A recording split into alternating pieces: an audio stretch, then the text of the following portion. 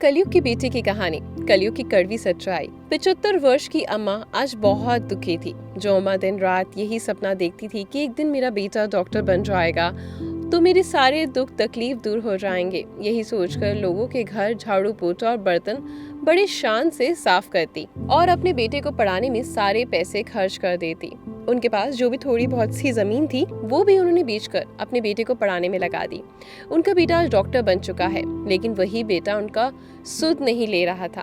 उनका बेटा डॉक्टर बनने के बाद अपनी माँ को भूल ही गया था। शहर की हवा लग गई थी। एक दिन वह बहुत बीमार पड़ गई।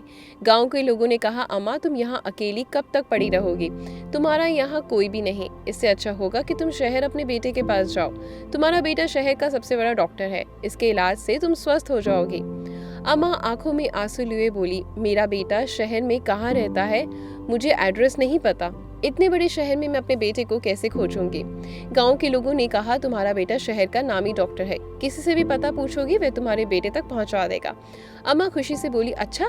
फिर उदास हो गई, लेकिन मेरे पास शहर जाने के लिए पैसे नहीं है। सभी गांव के लोग सोचने लगे कि भगवान, अम्मा कितना मेहनत करके बेचारे अपने बेटे को पढ़ाई लिखाई करवाई, लेकिन आज उनके बेटे ने उन्हें ही लाचार बना दिया। सभी ने आपस में चंदा इकट्ठा किया और अम्मा को दे दिए। लो अम्मा, अब शहर जाओ अपने बेटे के पास। अब यहाँ मत आना। अब बाकी की जिंदगी सुख से अपने बेटे के साथ बिताना। अम्मा एक फटी पुरानी साड़ी पहने हुए और हाथ में एक गठरी लिए शहर चल पड़ी। जैसे वे रेलवे स्टेशन से उतरी, उन्होंने चारों तरफ नजर दौड़ाई। मन ही मन सोच रही थी कि किससे पूछूं। उनको हिम्मत करके रिक्शे वाले से पूछा, बेटा क्या इस डॉक्टर को जानते हो? रिक्शे वाले ने हंसकर बोला, अरे बूढ़ी अम्मा, इनको कौन नहीं जानता? ये तो शहर के बहुत बड़े डॉक्टर हैं। अम्मा बोली, बहुत बड़ा डॉक्टर? अम्मा की छाती गर्व से फूल गई। अम्मा बोली, मुझे इस डॉक्टर के पास पहुंचा दो। चलो अम्मा। रिक्शा पर बिठाकर उनको अपने बेटे के पास छोड़ दिया। अम्मा ने पोटली से वही चंदा वाली पुरानी नोट निकालकर रिक्शे वाले को दी। रिक्शे वाले ने लेने से मना कर दिया। नहीं अम्मा, मैं नहीं लूंगा। एक दिन हमें भी पुण्य का काम करने दीजिए। तभी अम्मा बोली, बेटा मेरे पास किसी चीज की कमी नहीं है। मेरा बेटा इतना बड़ा डॉक्टर है। देख बेटा, इतनी बड़ी कोठी मेरी है। अम्मा की आंखें फटी की फटी रह गई। रिक्शा वाला चला गया। अम्मा बेल बजाई। उनका बेटा दरवाजा खोला और बोला, माँ तुम यहाँ और फटे पुराने कपड़ों में? अम्मा महल जैसी कोठी को देखने लगी। तभी बेटा बोला, देख माँ, इतनी बड़ी कोठी बना ली मैंने। कितना बड़ा अस्पताल है मेरा। माँ की सीना खुशी से गदगद हो गया। उसने अब कहा, बेटा आज मैं धन्य हो गई। तूने मेरी मेहनत सफल बना दी। आज मैं सब भूल गई कि मैं दूसरों के घर झाड़ू पोछा करती थी, दूसरों के यहाँ झूठे बर्तन धोती थी। अब दोनों माँ बेटा की बातें हो रही थी कि अंदर से एक डॉक्टर और निकली। अम्मा बड़ी उत्सुकता से पूछा, ये कौन है? माँ, ये तुम्हारी बहू है। हम दोनों एक ही कॉलेज में पढ़ते थे। हमें पसंद आ गई और हम दोनों ने मिलकर शादी कर ली। माँ, सब इतना जल्दी में हुआ कि मैं बता ही नहीं पाया। माँ बोली, कोई बात नहीं बेटा, मेरी दुआ हमेशा तुम्हारे साथ है। बेटा पूछा, यहाँ कैसे आना हुआ माँ? बेटा मैं गांव में 3 महीने से बीमार हूँ। कोई पूछने वाला नहीं। मेरा इलाज नहीं हो रहा। गांव में अकेली पड़ी रहती हूँ। गांव वालों ने ही मुझे तुम्हारे पास भेजा है। कोई बात नहीं माँ, तुम्हारा बेटा बहुत बड़ा डॉक्टर बन गया है। मैं आपका इलाज करूंगा। अपने माँ को हॉस्पिटल में एडमिट किया और इलाज करना शुरू कर दिया। 8वें दिन माँ ठीक हो गई। बेटा बोला, माँ देख, मैं तुम्हें सही कर दिया। माँ ने अपने बच्चे के सिर पर हाथ रखा और बोला, बेटा मैं यही दिन देखना चाहती थी। बेटे ने कहा, माँ अब तो पूरी तरीके से स्वस्थ हो गई हो। अब तुम्हें कोई दिक्कत नहीं। एक काम करो, अब तुम वापस गाँव जाओ। माँ ने बोला, वापस चली जाऊं? ये क्या बोल रहे हो बेटा? फिर बेटे ने बोला, ये शहर का मामला है माँ, यहाँ हम दोनों व्यस्त रहते हैं। तेरी बहू भी एक डॉक्टर है जिसके पास टाइम नहीं रहता कि वो तुम्हारे पास बैठकर तुम्हारी सेवा करेगी। यहाँ तुम्हारा मन भी नहीं लगेगा। गाँव में तुम्हारे जानने वाले हैं, वहीं तुम्हारा मन लगेगा। इसलिए अब गाँव जाओ और अगर इस बार बीमार पड़ो तो सीधा मेरे पास आ जाना। मैं तुम्हें फिर से ठीक कर दूंगा। इतना सुनते ही अम्मा का शरीर ठंडा पड़ गया। वो तो ये सोचकर आई थी कि अब बाकी की जिंदगी इस कोठी में बिताऊंगी, अपने बेटे के साथ सुखी से जीऊंगी। माँ बिना कुछ बोले जाने लगी। थोड़ी देर रुको माँ।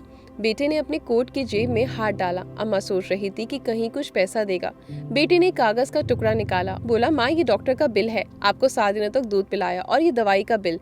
जाने से पहले ये बिल तो चुका दो। अम्मा एक हाथ में कागज का टुकड़ा देखती है और दूसरी तरफ सामने खड़ा दिल का टुकड़ा देखती है। वो सोचती है कि गांव वालों ने ये दिन दिखाने से पहले मुझे वहीं मार देना चाहिए था। वे सोचती है क्या इस कलयुग में ऐसा हो सकता है कि बेटा दवाई का बिल मांगेगा और दूध का हिसाब भी मांगेगा। ये सोच अम्मा की आंखें पथरा गई। उनकी इतना दर्द तो जन्म देने के समय भी नहीं हुआ था जितना आज हो रहा था। कुछ देर तो उन्होंने अपने आप को संभालने में लगा दिया। झरझर आंसू बहने लगे, लेकिन अम्मा ने ढास बांधी और बोली, जो माँ तुम्हें पढ़ा लिखा कर डॉक्टर बना सकती है, वे इतनी ताकत तो रखती है कि तुम्हारा बिल भी चुका सकती है। बस बेटा कुछ दिन का मौका दे दो, मेहनत मजदूरी करके तुम्हारा बिल चुका दूंगी। तब तक मेरी सांसें भी नहीं रुकेंगी। मैं तेरी माँ हूँ, तूने बिल मांगा है तो तुझे जरूर चुकाऊंगी। वारे कलयुग के बेटे, तुम अपने माँ को एक गिलास पानी पिलाया, उसका बिल मांग रहा है। जो तूने फल फ्रूट खिलाया, उसका बिल मांग रहा है। अम्मा मनी मन सोच रही थी कि तुम 7 दिन अस्पताल में रखा, उसका बिल मांग रहा है, और मैं जो तुझे 9 महीने पेट में रखा, अगर उसका बिल मैं मांग लूं तो क्या तू दे पाएगा? मैंने रात रात भर अपनी नींद कुर्बान की और रातों को तुझे दिया। तुम्हारे लिए गंदे कपड़े साफ किए, क्या कुछ नहीं किया। क्या तुम उसका बिल दोगे? बेटा कितने दौलत भी कमा लो, लेकिन तुम मेरा बिल नहीं चुका पाओगे। वो अम्मा शहर में मजदूरी करके अपने बेटे का बिल देकर जैसे तैसे अपने गांव वापस पहुंची। गांव वाले पूछने लगे, अम्मा क्यों आ गई यहाँ, क्या हो गया? अम्मा बस यही रट लगा रही थी, मेरे मरने के बाद भी मेरे बेटे को खबर ना देना। यदि हो सके तो तुम ही लोग मेरा अंतिम क्रिया कर्म भी कर देना। दोस्तों, आज के इस वीडियो ने आपके दिल को जरूर छुआ होगा। हम इंसान कभी कितना गिर जाते हैं ना, सारे रिश्ते नाते पैसों के आगे तोल देते हैं, लेकिन ये नहीं पता कि कर्मा लौट कर आता है। जो आज कर रहे हैं ना, वो खुद भी एक दिन भुगतेंगे। तो जिसने तुम्हें पैदा किया ना, उनकी कदर करो, नहीं तो भगवान तुम्हारी कदर कभी नहीं करेगा। बस कभी किसी की आंख में आंसू मत लेकर आना। हमेशा हंसते रहें, दूसरों को भी हंसाते रहें। और ऐसी अगर हमारी वीडियोस पसंद आती हैं तो कमेंट करके जरूर बताएं कि कैसी लगती है, और लाइक और शेयर जरूर करें। धन्यवाद।